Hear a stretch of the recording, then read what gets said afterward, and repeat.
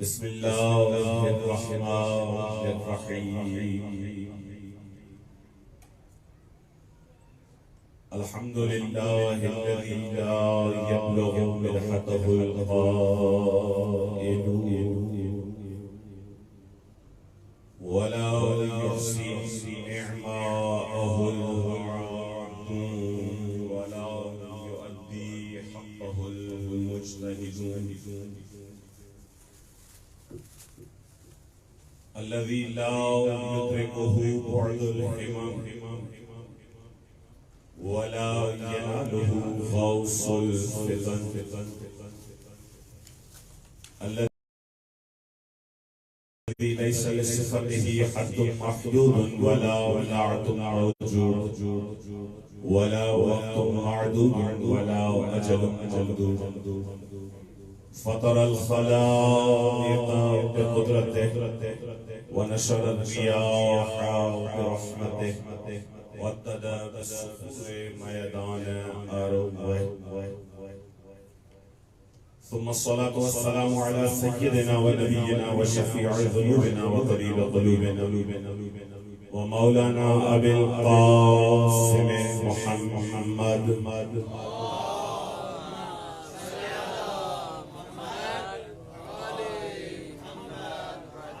وأهل بيته الطيبين الطاهرين المعصومين المظلومين الذين أذهب الله عنهم الرجس وطهرهم تطهيرا.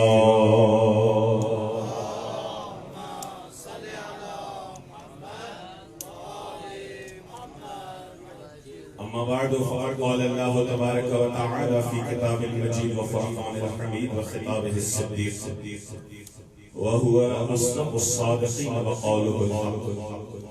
بسم الله الرحمن الرحيم. من كان يريد العزة فلله العزة جميعا إليه يصعد الكلم الطيب والعمل الصالح يرفعه. صلوات محمد وآل محمد.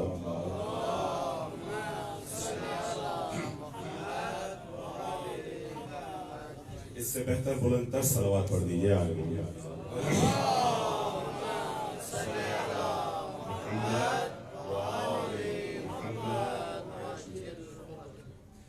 بابرکت ہے وہ ذات کہ جس کی قبضہ قدرت میں کائنات کی کبریائی ہے. درود و سلام ہے اس پاک و پاکیزہ مخلوق پر کہ جس کے صدقے میں رب کائنات نے اس کائنات کو بنایا ہے. اسی پروردگار کا، خالق لا یزال کا، خالق مطلق کا ہم محبان اہل بیت پر، ہم اہل ولا پر بہت بڑے احسان ہیں کہ اس اللہ نے ہمارے قلوب میں آل محمد کی محبت کو داخل کیا ہے. یہ محبت اہل بیت، یہ مودت اہل بیت ایک انسان کے لیے بارگاہ پروردگار تک پہنچنے کا بہترین ذریعہ ہے. کیونکہ وہ شخصیات جن کی محبت خدا نے ہمارے قلوب میں داخل کی ہے ان کو خدا نے باب اللہ قرار دیا ہے کہ اگر تم ہماری بارگاہ میں آنا چاہتے ہو تو بارگاہ میں آنے کے لیے ایک دروازے کی ضرورت ہے، اور جس دروازے سے تم ہماری بارگاہ میں آؤ گے تو وہ دروازہ اہل بیت ہے. جو بھی ہمارے پاس آنا چاہتا ہے وہ اس دروازے سے آئے. فقط یہ نہیں ہے کہ جو بھی ہمارے پاس آنا چاہے اس دروازے سے آئے، ہم بھی اگر کسی کو کوئی چیز دیں گے تو اسی دروازے سے دیں گے. تمہارا تعلق ہمارے ساتھ بھی اسی دروازے سے ہے، ہمارا تعلق تمہارے ساتھ بھی اسی دروازے پہ منحصر ہے. ایک صلوات پڑھ دیجئے آل محمد کی ذات پر.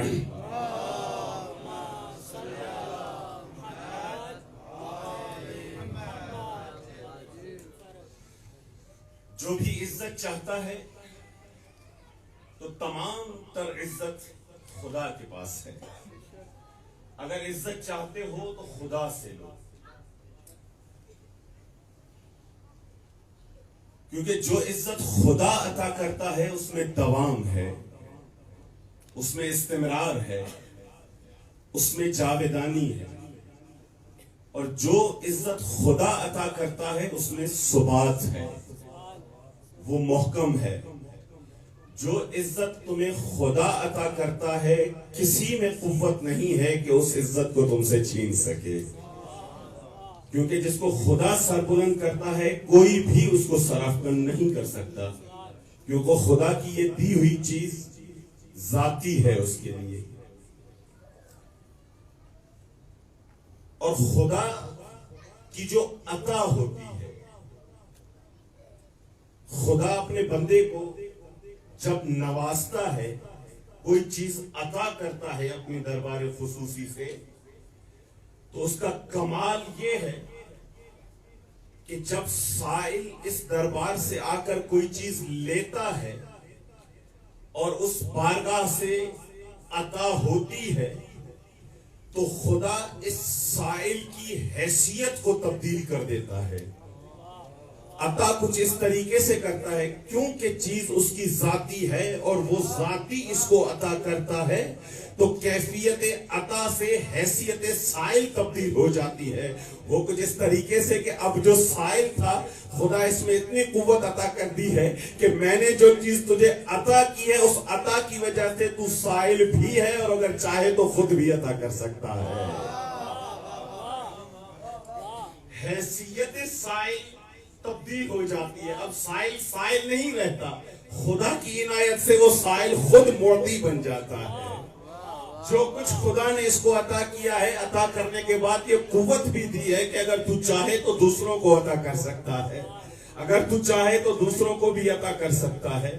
خدا خود محیی ہے، حیات دینے والا ہے، خدا زندگی عطا کرنے والا ہے، لیکن اگر چاہے تو کسی کو اپنی اس صفت کا مظہر قرار دے دے کہ تو خود بھی زندہ ہے، اگر چاہے تو دوسروں کو زندگی عطا کر سکتا ہے۔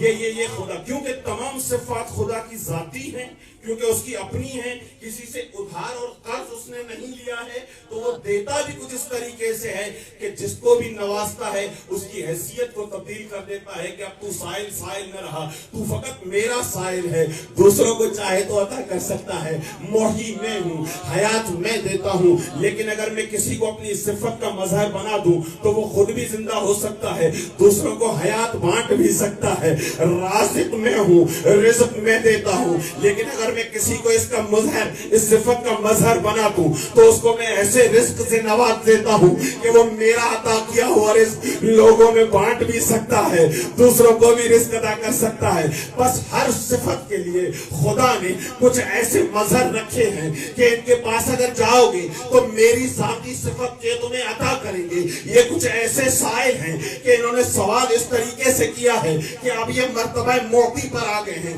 میں نے ان کو خود یہ اختیار دیا ہے کہ میری صفت یہ کسی کو بھی نواز سکتے ہیں۔ اب ان 3 مجالس کا مقدمہ ایک جملے میں آپ کی بارگاہ میں عرض کرتا چلوں۔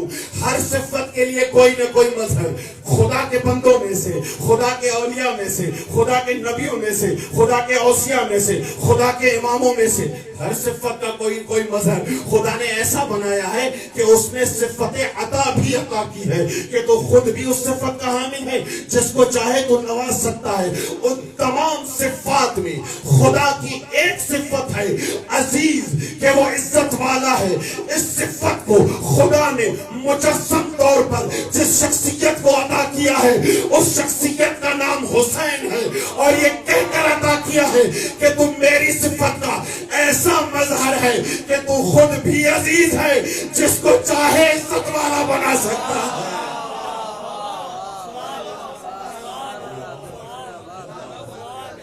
اگر خدا کی صفات کو ایسے ہم تقسیم کرنا چاہیں، اگرچہ ہر ولی خدا، ہر بندہ خدا، ہر وصی و نبی و مرسل خدا کی کسی نہ کسی صفت کا مظہر ہوتا ہے، لیکن کسی ولی سے کوئی صفت کچھ اس طرح بارز ہوتی ہے، کسی نبی سے کوئی صفت کچھ اس طرح بروز پذیر ہوتی ہے کہ وہ صفت مختص ہو جاتی ہے اس کے ساتھ۔ ہیں تمام صفات کے مظہر، لیکن کسی کے صدق کو دیکھ کر اس کی صداقت کا پتہ چلتا ہے۔ اگر ہے میرے ساتھ تو تھوڑا ساتھ بھی دیجیے۔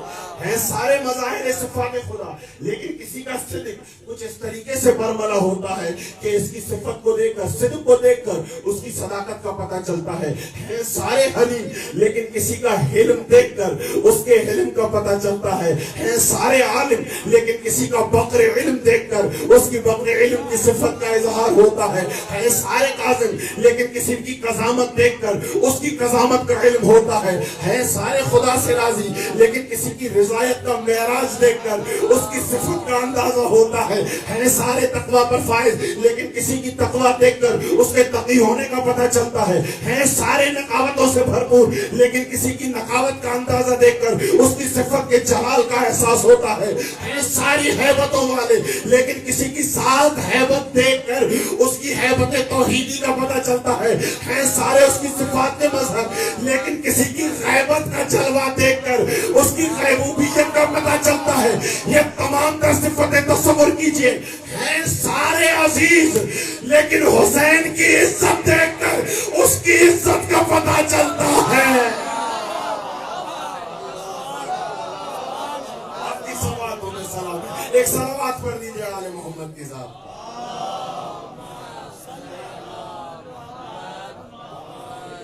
صلوات کے ثواب کو متصور کرتے ہوئے ایک بلندر صلوات پڑھ دیجئے آل محمد کی ذات۔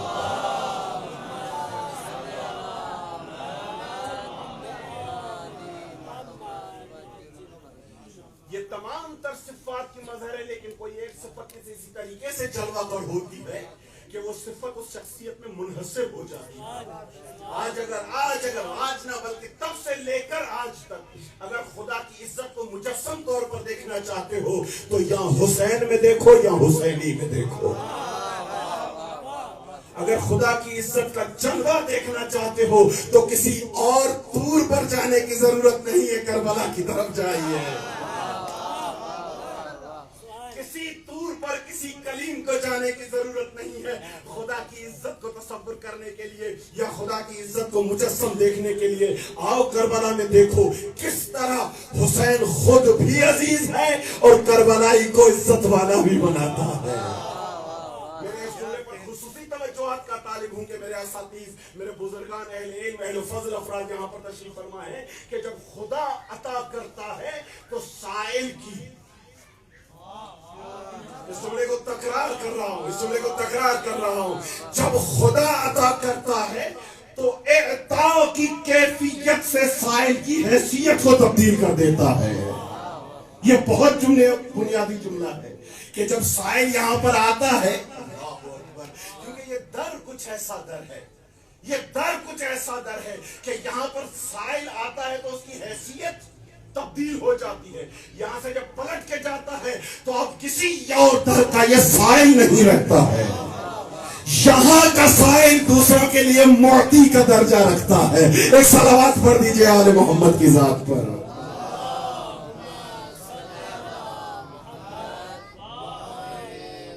آج ویسے ہی تھوڑی دیر ہو گئی اور دامن وقت میں اتنی گنجائش نہیں ہے تو میں ذرا جلدی جاؤں گا، آپ کا ساتھ اسی طریقے سے میرے سے۔ خدا جو عزت دیتا ہے وہ محکم ہے، اور خدا کبھی بھی جو عزت دیتا ہے وہ خدا کی عزت اس لیے بھی پائندہ ہے کیونکہ وہ درونی عزت ہے، بیرونی وسائل سے وہ عزت نہیں آئی ہے، لوگوں کے کہنے سے عزت نہیں آئی، مال و دولت سے عزت نہیں آئی، خاندان و عشیرہ سے یہ عزت نہیں آئی، ظاہری جاہ و حشم سے یہ عزت نہیں آئی، پیسے سے یہ عزت نہیں آئی۔ یہی وجہ ہے کہ اگر خدا کی عزت کا مظہر تخت پر ہو تب بھی عزیز ہے، کیونکہ مظہر صفت خدا ہے۔ اگر تخت پر ہے تب بھی عزیز ہے، لیکن اگر تخت پر نہیں ہے تب بھی عزیز ہے، کیونکہ اس کی عزت ان ظاہری وسائل کی محتاج نہیں ہے۔ امام کے ایک فرمان سے مزین کرتا چلوں، ہم دنیا میں ایسے کرتے ہیں، ہمیں عزت کی ضرورت ہوتی ہے خاندانوں کے ذریعے سے، میں فلاں کا بیٹا ہوں، میں فلاں کا بھائی ہوں، میرا چاچا فلاں تھا، میرا ماموں فلاں تھا۔ ظاہری دنیاوی عزت یا میں اس طریقے سے حاصل کرنا چاہتا ہوں، یا ظاہری دنیاوی عزت مجھے تخت سے ملتی ہے، تاج سے ملتی ہے، یا ظاہری دنیاوی عزت مجھے پیسے سے ملتی ہے. خدا کی عزتیں یہ مظہر ضرور ہیں لیکن ملتی ان سے نہیں ہے. خدا کی عزت کا منشا عزت نفس ہے جو فطرت سے نشو نما پاتی ہے، جو ذات اور خلقت انسان سے. یہی وجہ ہے کہ میرے امام حسن فرما رہے ہیں کہ ان اردت العزت بلا عشیرہ وحیبت بلا سلطان والمال والغنا بلا مال. اگر تو چاہتا ہے کہ تجھے عزت مل جائے خاندان سے ہٹ کر، خاندانی عزت نہیں. اگر تو چاہتا ہے کہ تو عزیز ہو لیکن خاندان کا سہارا نہ لے، وہ حیبت بلا سلطان ہے. اگر تجھے حیبت چاہیے، قدرت چاہیے، روب چاہیے، دبدبہ چاہیے، جاہ و حشم چاہیے، شان و شوکت چاہیے لیکن بلا سلطان ہے، ظاہری کرسی سے نہیں، ظاہری تخت و تاج سے نہیں. والغنا بلا مال. اگر تجھے بے احتیاجی چاہیے، اگر تجھے غنا چاہیے لیکن مال کے بغیر، اگر یہ سب چیزیں تجھے چاہیے لیکن دنیاوی سہارا نہ لو تو مولا کیا کروں؟ میں تو یہ تمام چیزیں انہی سہاروں سے حاصل کرتا ہوں. عزت خاندانوں سے ملتی ہے، حیبت تخت و تاج سے ملتی ہے. یہ جو فقر ہے یہ مال کی وجہ سے ہوتا ہے. جب یہ فقر مال آ جاتا ہے تو فقر ختم ہو جاتا ہے. مولا کہتے ہیں اگر یہ سب چاہیے اور ان چیزوں کے بغیر چاہیے تو فخر من ذل معصیت اللہ الى عز طاعت اللہ. اگر تجھے سب کچھ ان سب چیزوں کے بغیر چاہیے تو خدا کی معصیت کی ضلالت سے خارج ہو کے خدا کی اطاعت کی عزت میں شامل ہو جا. ضلالت معصیت کو چھوڑ کے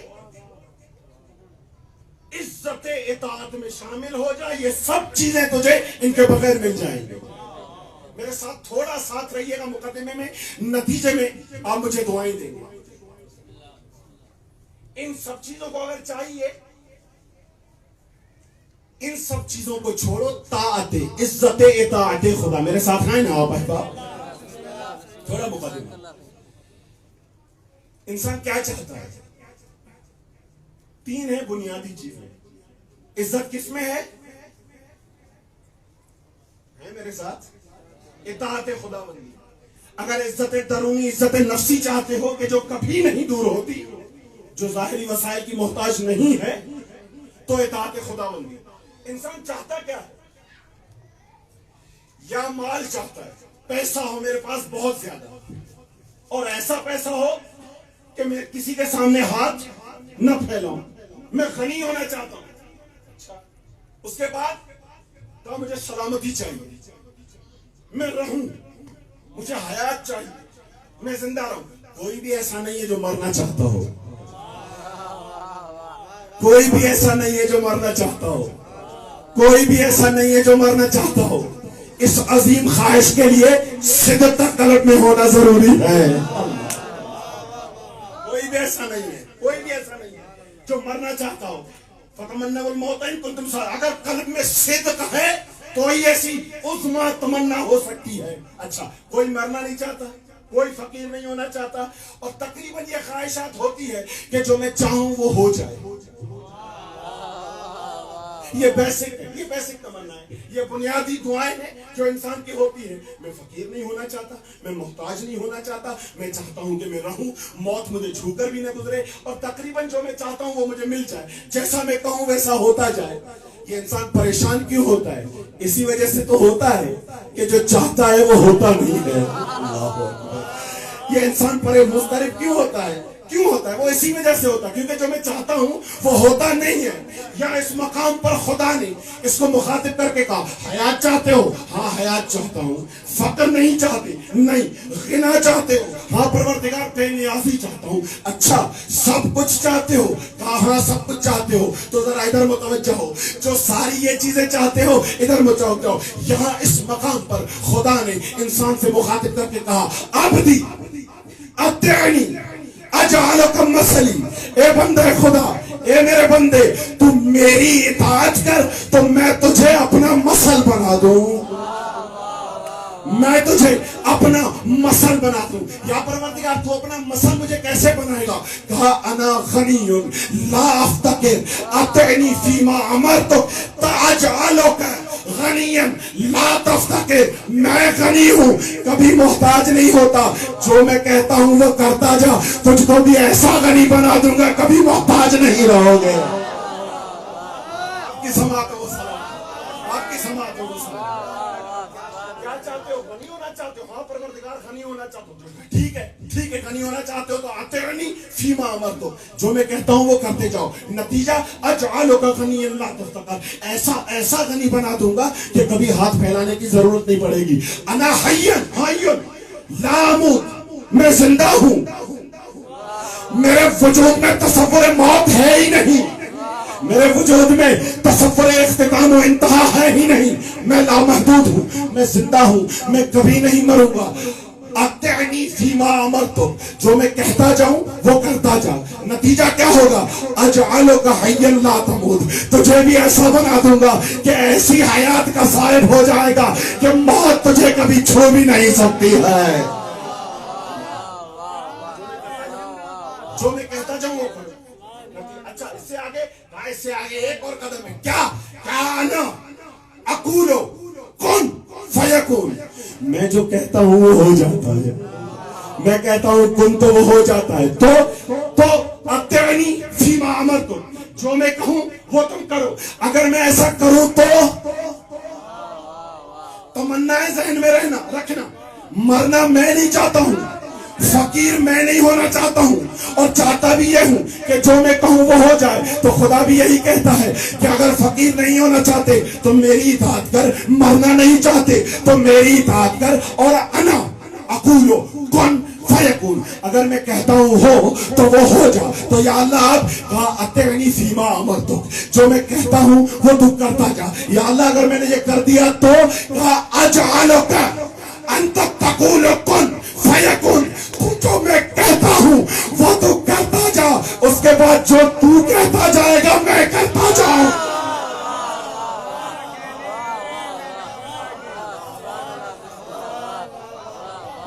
یہ تین خواہشیں، اور یہ تینوں خواہشیں اطعنی فیما امرتک، یہ تینوں خواہشیں منحصر ہیں کہ تو میرے امر کی اطاعت کر، امر کی اطاعت ہوگی۔ کاش آج میرے پاس تھوڑا وقت اور ہوتا تو کچھ مقدمات عرض کرنے تھے، لیکن اب دامن وقت میں گنجائش نہیں رہی ہے، اور بالخصوص در معصومہ کے جو میرے بزرگان ہیں، احباب ہیں، میرے دوست ہیں، خدا ان کی توفیقات خیر میں اضافہ کرے۔ واقعاً یہ توفیق حسینی ہے کہ جو ان کو حاصل ہے، مسلسل عزاداریوں میں رہتے ہیں، اور آج اس تھوڑے سے مقدمے کے ساتھ دست بستہ ان سے معذرت چاہتے ہوئے عرض کروں گا کہ اگر آپ کا وقت میں تھوڑا لے لوں تو مجھے معاف کیجیے گا، کیونکہ تھوڑا وقت گزر چکا ہے۔ انشاءاللہ آپ کی حاضریاں مولا اپنی بارگاہ میں قبول کرے گا۔ ایک جاگتی ہوئی صلوات پڑھیے آل محمد کی ذات پر۔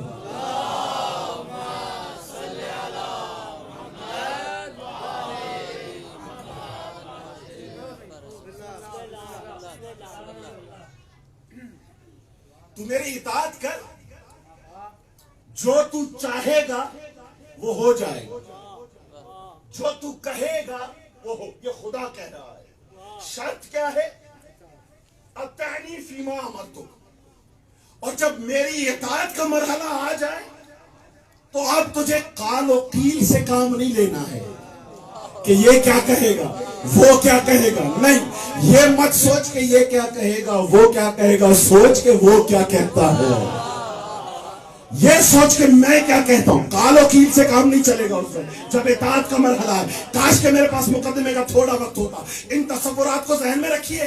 اب آئیے کہ عزت تب ملتی ہے جب اطاعت کامل ہو۔ یہاں پر فقر کی جگہ نہیں ہے، یہاں پر موت کی جگہ نہیں ہے، یہاں ایسا نہیں ہے کہ تمنائیں اپنی آرزوؤں پر نہ پہنچتی ہو۔ اللہ اکبر، یہ وہ مقام ہے کہ جہاں پر جو انسان چاہتا ہے، توجہ میری طرف، نیاز حسین توجہ میری طرف، یہ وہ مقام ہے کہ جہاں پر یہ سلسلہ ایسے چلتا ہے جیسے اطاعت چلتی رہتی ہے، اور جب اطاعت کامل ہو جائے تو یہ مرحلہ آتا ہے عزت کا، جہاں پر خدا کہتا ہے کہ میں اس کو ایسا عزیز بنا دوں گا کہ دنیا کی کوئی طاقت اس کو اپنے مقصد سے ہٹا نہیں سکتی۔ کیوں؟ کیونکہ یہ عزت درونی ہے، اب دنیا کی کوئی قوت اسے ہٹا نہیں سکتی ہے۔ یہاں پر روکوں گا، میں مجبور بھی ہوں کہ مقدمات طے کیے بنا میں نتیجے پہ نہیں جا پاؤں گا۔ کل چند تاریخی کردار آپ کے سامنے میں نے عرض کیے تھے کہ ایک وہ کہ جو عزت خداوندی کے حامل تھے، ایک وہ کہ جو عزت دنیاوی، بناوٹی، بیرونی ان وسائل سے عزت کے حامل ہوئے تھے۔ فرق صاف ظاہر ہو جاتا ہے، وہ یہ کہ اس میں اطمینان ہوتا ہے، اس میں اضطراب ہوتا ہے۔ یہ جہاں پر بھی ہو مطمئن ہے، یہ جہاں پر بھی ہو مضطرب ہے۔ اور عجیب اتفاق ہے، میں اس کو اتفاق نہ حقیقت کہوں، اس میں عجیب ہے، عجیب اطمینان ہے۔ یہ اگر تخت پر بیٹھتا ہے تب بھی کہتا ہے جاء الحق وزهق الباطل، اگر زندان میں ہوتا ہے تو بھی کہتا ہے الحمدللہ رب العالمین۔ آپ کی سماعتوں کو سلام ہے۔ یہ اطمینان کے اس منزل پہ، یہ اطمینان کے یہ دونوں عزتوں کے علمبردار ہیں، لیکن اس کے پاس حقیقی عزت ہے، اس کے پاس بیرونی اور بناوٹی عزت ہے۔ نتیجہ صاف ظاہر ہو جاتا ہے کب؟ جب ایسا کوئی ہوا کا جھونکا آتا ہے، دونوں کی شخصیات خود بخود برملا ہو جاتی ہے۔ جب ایسا کوئی ہوا کا جھونکا لگتا ہے تو جو ہلکا ہوتا ہے وہ اڑ جاتا ہے، اللہ اکبر، جو ہلکا ہوتا ہے وہ۔ مثال دوں آپ نے ایک پہاڑ دیکھا، آپ نے ایک بہت اچھے پینٹر کو بلا لیا اور اس پینٹر کو آپ نے کہا کہ بھائی یہ پہاڑ دیکھ رہے ہو، ہاں ہمیں ایسا ہی ایک پہاڑ کاغذ پر بنا کر دیں۔ اور آج کل آپ خود محسوس کر رہے ہیں کہ پینٹر یہ جو فن خطاطی رکھتے ہیں، آرٹ ہے جو ان کے پاس، وہ ایسا بناتے ہیں کہ کبھی کبھی انسان کی بصارت والی آنکھیں دھوکا کھا جاتی ہیں۔ یہاں پر ضروری ہے کہ آپ کی بصیرت والی کھلی ہو۔ آپ کے توجہات پر بھروسہ کر کے میں نے یہ جملہ کہا ہے، یہاں پر جو بصارت والی آنکھیں ہیں عموماً دھوکا کھا جاتی ہیں۔ اس نے ایسا زبردست پینٹ کیا کہ اس طرف اصلی پہاڑ تھا اور اس طرف کاغذ پر بنی ہوئی یہ پینٹنگ تھی۔ جب میں نے دیکھا تو میں نے فرق نہ کر سکا دونوں میں کہ اس میں اصلی کون سی ہے، نقلی کون سی ہے، دونوں خوب۔ اور کہیں کہیں تو ایسا ہوتا ہے کہ وہ پینٹنگ والی ظاہری طور پر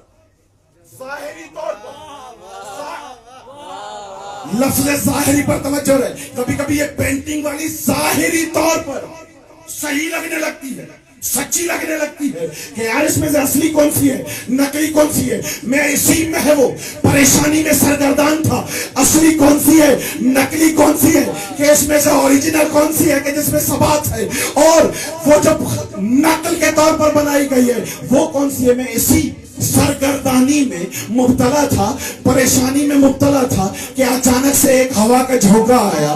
جیسے ہی ہوا کا جھونکا آیا کاغذ پر بنی ہوئی سختی اڑ گئی،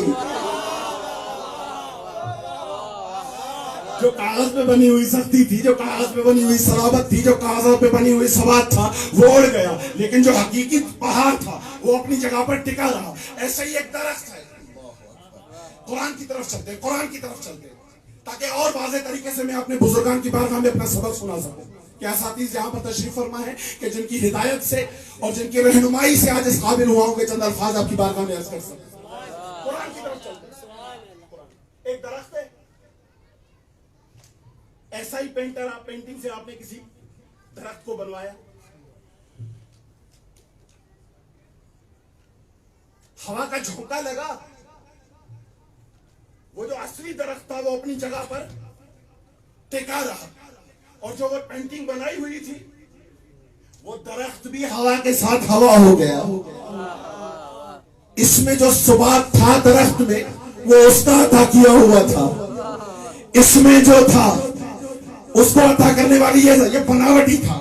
یہ درخت کی مثال ایک ایسا درخت ہے کہ جو ہواؤں کے طوفانوں کے آنے سے بھی ہلتا نہیں ہے، اس کو اپنی جگہ سے کوئی ہلا نہیں سکتا ہے، اور ایک ایسا پینٹنگ شدہ نقلی درخت ہے کہ جو اڑ جائے گا، جیسے ہی ہوا آئے گی اڑ جائے گا۔ اب آئے قرآن میں، اب آئے قرآن کی طرف نگاہ کرتے ہیں کہ ان دونوں درختوں میں فرق کیا ہوتا ہے، ان دونوں شجروں میں فرق کیا ہوتا ہے۔ تو قرآن نے صدا دی اور ریزن بھی بتایا کہ کیا وجہ ہے کہ کہ یہ درخت اڑ گیا؟ کیا وجہ ہے کہ یہ درخت اتنا بلند ہونے کے باوجود بھی اپنی جگہ پر قائم رہا؟ کیا وجہ تھی؟ کیا ضرب اللہ مثلا کلمۃ طیبۃ کشجرۃ طیبۃ اصلها فرعها فی السماء واصلها ثابت.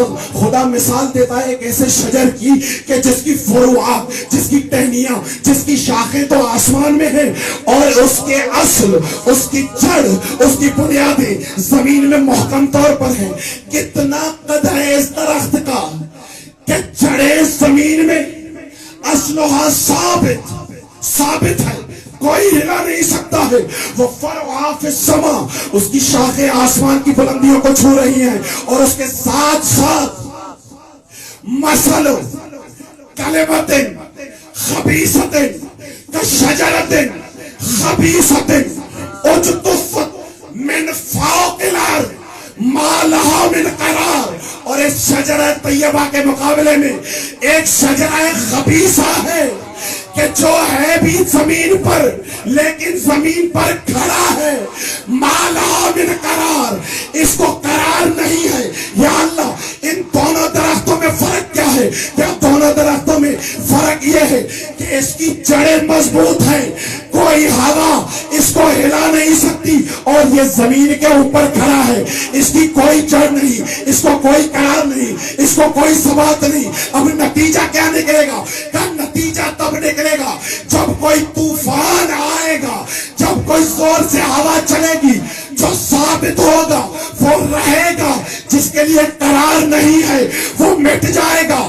بس آئیے تاریخ کی روشنی میں ایک میدان میں اسی تمثیل کو میں جسمانیت کی صورت دوں. یہ دونوں درخت کربلا کے لقودق صحرا میں موجود تھے، ایک شجرہ طیبہ کی صورت میں، ایک شجرہ خبیثہ کی صورت میں.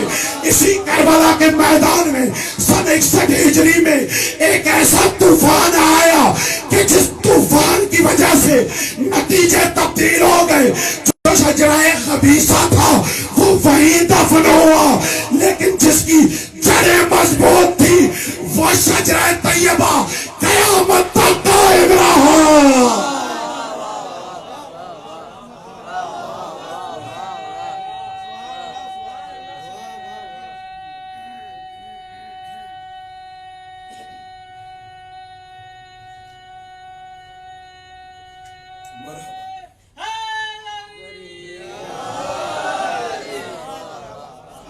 بہت ضروری ہے، شجر کی جڑیں مضبوط ہونا بہت ضروری ہے.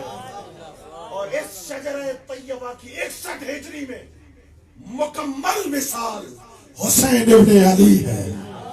یہ ایک ایسا درخت ہے کہ جس کو کوئی یزید اپنی جگہ سے ہلا نہیں سکتا ہے. اللہ اکبر. اگر آپ آمادہ ہیں اور آپ کا ساتھ ایسے رہا تو اب میں قدم رکھ رہا ہوں میدان کربلا کے آس پاس. ابھی میدان کربلا پہ نہیں پہنچا ہوں. یہ کربلا کی تمہید میں ہی کچھ عزتوں کے ایسے معیار بیان ہوئے ہیں. اللہ اکبر. جب نکلے ہیں مدینے سے تب سے عزت کا علم اٹھا کے نکلے ہیں اور ہر ذلیل کو رسوا کرتے ہوئے نکلے ہیں. ایک صلوات پڑھ دیجئے آل محمد.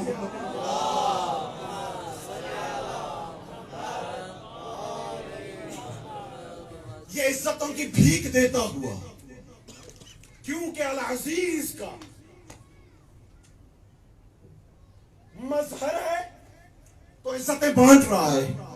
جو بھی جڑ رہا ہے عزت دار ہوتا جا رہا ہے، جو بھی مل رہا ہے عزت دار ہوتا جا رہا ہے. یہ قافلہ مکے سے چلا اب عراق کی جانب ہے کہ ایک مقام پر اب میں تاریخ میں قدم رکھنے جا رہا ہوں. میرے ساتھ رہیے گا اور انشاءاللہ العزیز نتیجے میں آپ مجھے دعائیں دیں گے.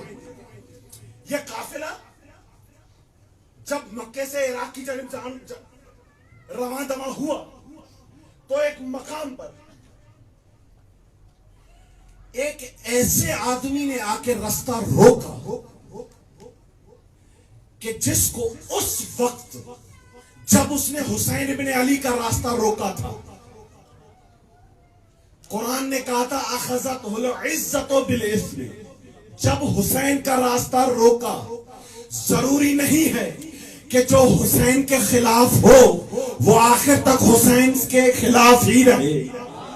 میں نے کل ایک جملہ آپ کی بارگاہ میں عرض کیا تھا، اگر ذلت دنیاوی میں غرق کوئی انسان اپنی اسی ذلت میں غرق رہے، لیکن اگر زندگی کے سفر میں کبھی کسی عزیز کا ہاتھ اس کے ہاتھ میں آ جاتا ہے تو عین ممکن ہے کہ ذلتوں کے بھنور سے نکل کر عزتوں کے معراج پر پہنچ جائے.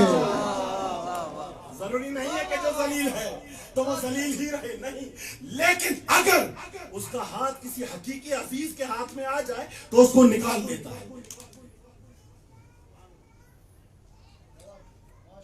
کیونکہ یہ اب معطی عزت ہے، سائل وہاں ہے، معطی ادھر ہے. کیونکہ یہ اس شجرہ طیبہ کا مصداق ہے کہ جس کا اصلها ثابت یہاں وہ فرعها فی السماء وہاں. اس کے اندر یہ قوت ہے کہ کسی کو عالم ضلالت سے نکال کر عزتوں کے معراج تک پہنچ جائے. یہ ہور کی تبدیلی کیسے ہو رہی ہے؟ کیونکہ اس کا ہاتھ حسین کے ہاتھ میں آ گیا ہے.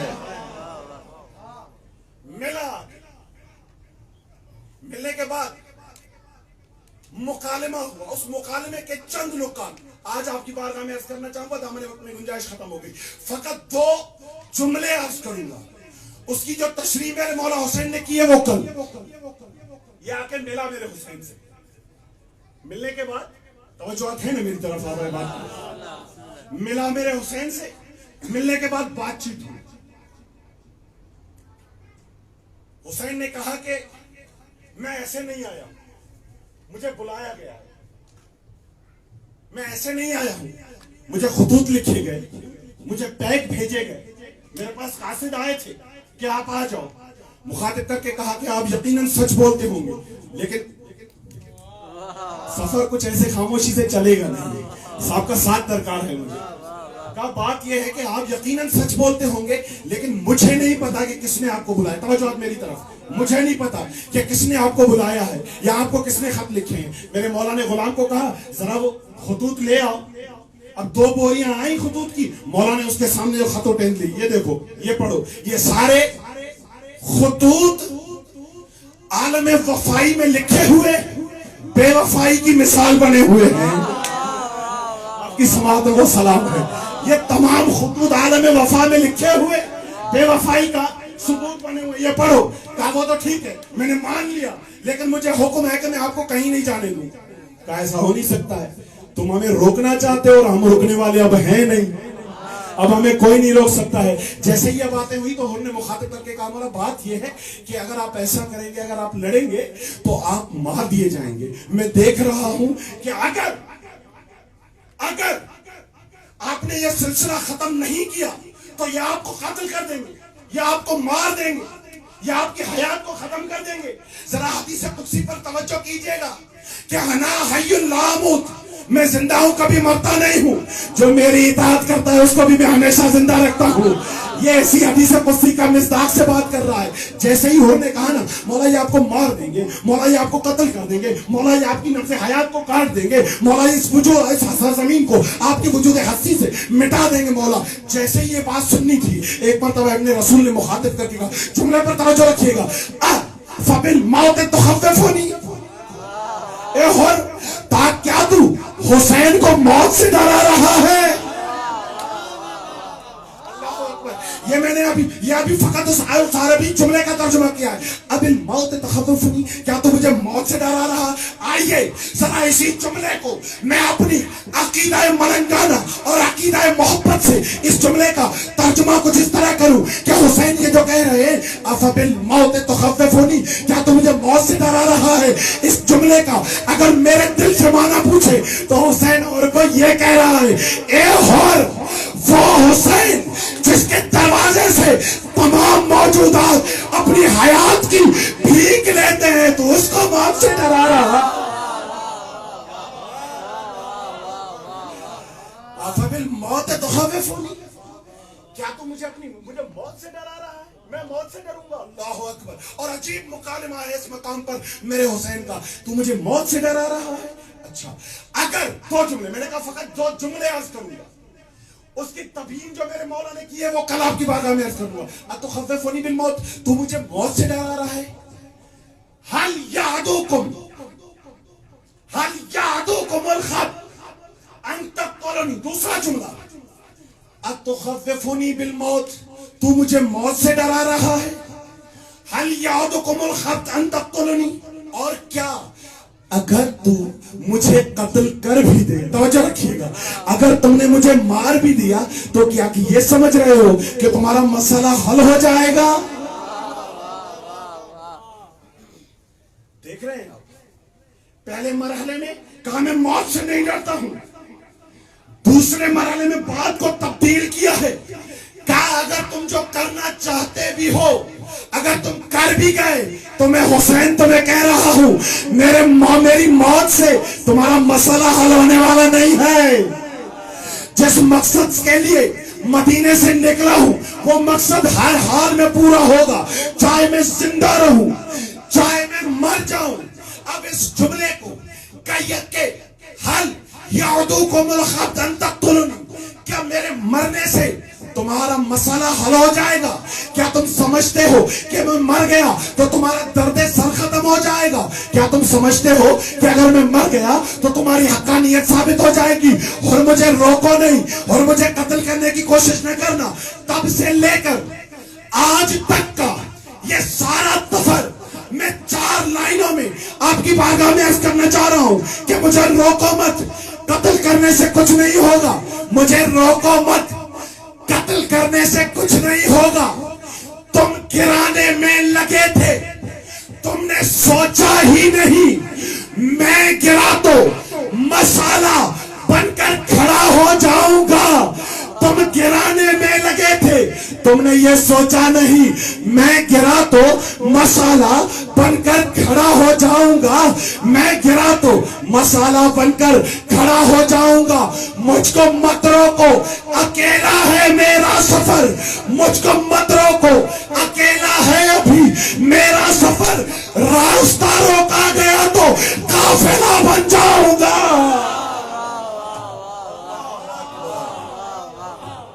اگر روکا تو تمہارے میرے رکنے سے کچھ نہیں ہوگا. آج کے بعد یہ سلسلہ چلتا رہے گا. جس مقصد کے لیے میں نکلا ہوں وہ تم کبھی مجھ سے حاصل نہیں کر پاؤ. میرا مقصد تمہاری ذلت ہے اور میں تمہیں ذلیل کر کے رہوں گا. اور اس کے لیے یہ بھی یاد رکھنا کہ تمہاری ذلت کے لیے میرا ہونا ضروری نہیں ہے.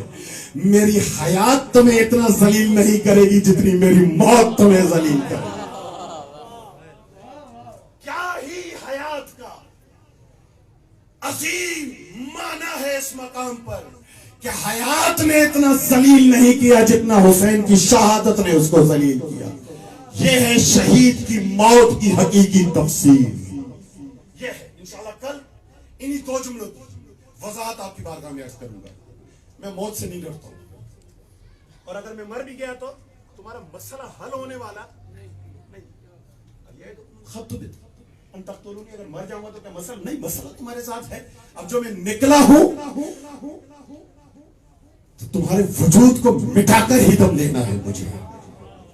جیسے یہ جملے سنے تو ایک مرتبہ حر نے مخاطب کر کے کہا کہ مجھے تو یہ امر ہے. اللہ اکبر، اللہ اکبر.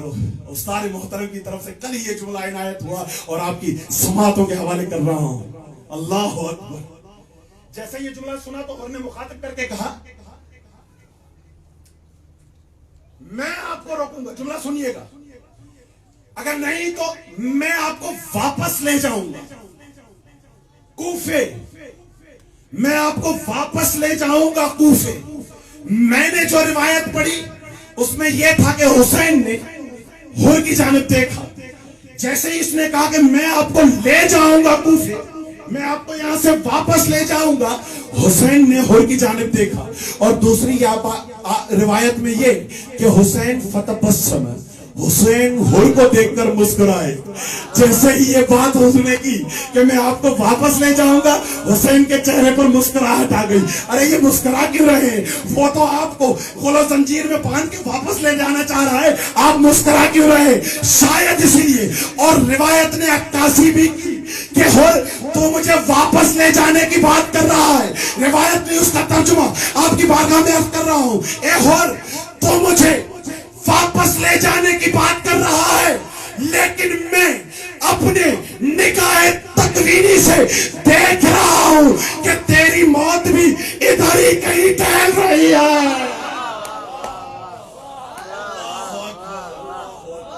तो मुझे क्या ले जाने वाला है? मैं तो देख रहा हूं कि तेरी अपनी मौत इधर ही कहीं आसपास तेरे नजदीक टहल रही है। तू भी मेरे साथ है, तू भी मेरे साथ है। तू क्या मुझे ले जाएगा? मैं तुझे ले जाऊंगा। तू क्या मुझे उसके पास ले जाकर इस ज़ाहिरी इज्जत के हवाले करेगा? मैं तुझे अपने साथ ले जाकर उस अबदी इज्जत का हकदार बनाऊंगा। और जैसे हुर को लिया ऐसे किसी को न लिया। ये रम्ज़ और राज़ वही बेहतर जानता है।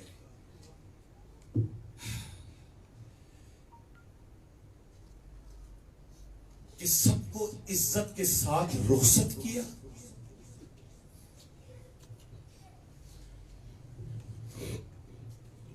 सबको इज्जतों का बादशाह बनाकर रुखसत किया। इसको रुखसत कुछ इस तरह किया कि इज्जत की अलामत को इसकी पेशानी पर बांध दिया।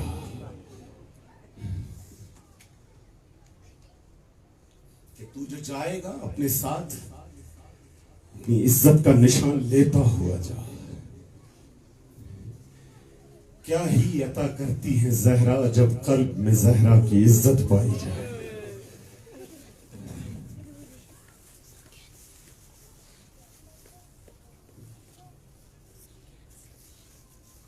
जैसे ही हुसैन का रहवार आगे बढ़ा, हुर आके खड़ा हो गया। कहा मैं जाने नहीं दूंगा। करामत सुनेंगे हुसैन की इस मकाम पर भी। हुर ही के काफिले का एक शख्स जो काफिले से पीछे रह गया था,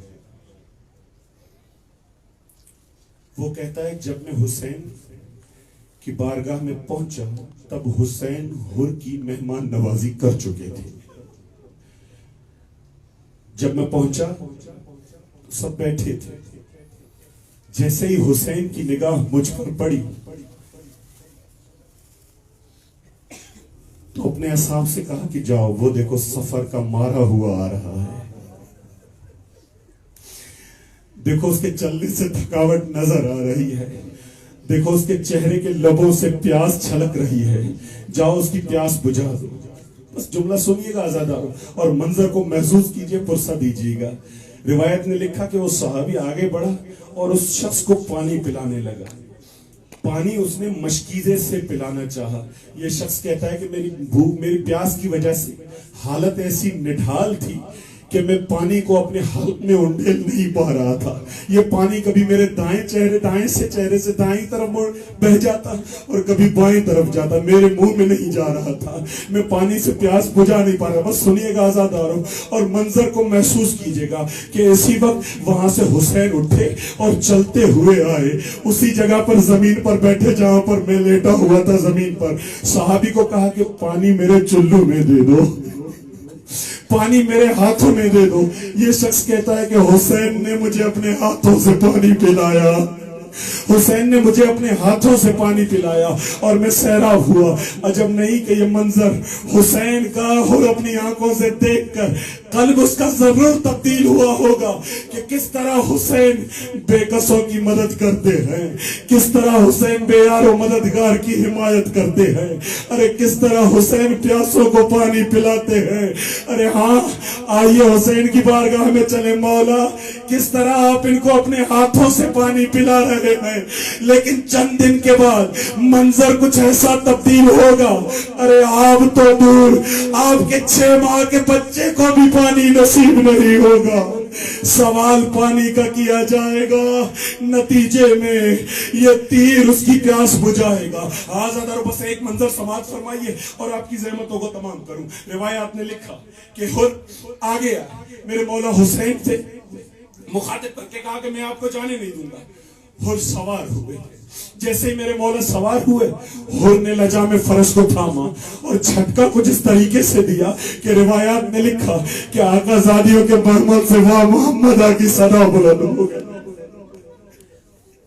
مخدرات عظمت کے مرملوں سے واہ محمدہ کی صدا بلند ہو گئی کہ کس نے اتنی بے حرمتی کی میرے حسین کی۔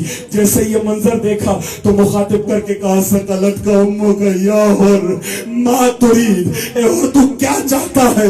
تیری ماں تیرے ماتم میں بیٹھے۔ بس ذرا جملے کو محفوظ کیجئے گا، جملے کو سنیے گا اور پرسا دیجئے گا۔ سقلت کا امو کا یا حر ما ترید، تو کیا چاہتا ہے؟ ارے تیری ماں تیرے ماتم میں بیٹھے۔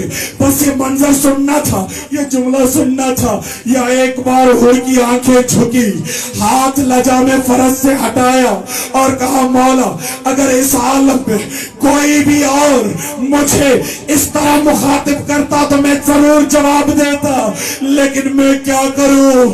میں جانتا ہوں کہ آپ کی ماں کون ہے، میں جانتا ہوں کہ آپ فاطمہ کے بیٹے ہیں اور فاطمہ کے لیے سوائے خیر کے اور کچھ نہیں کہا جا سکتا۔ ارے آئیے ہور کی بارگاہ میں چلے۔ ہور اتنا احترام، ارے کوفی ہو کے اتنا احترام، کاش تم مدینے میں ہوتا۔ ارے کوفی ہو کے اتنا احترام، کاش تم مدینے میں ہوتا۔ ارے تو نام زہرا کا احترام کر رہا ہے، وہاں زہرا کا احترام بھی نہ رہا۔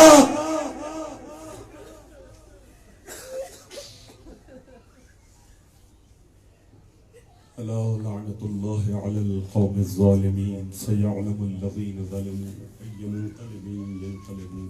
ماتم حسین۔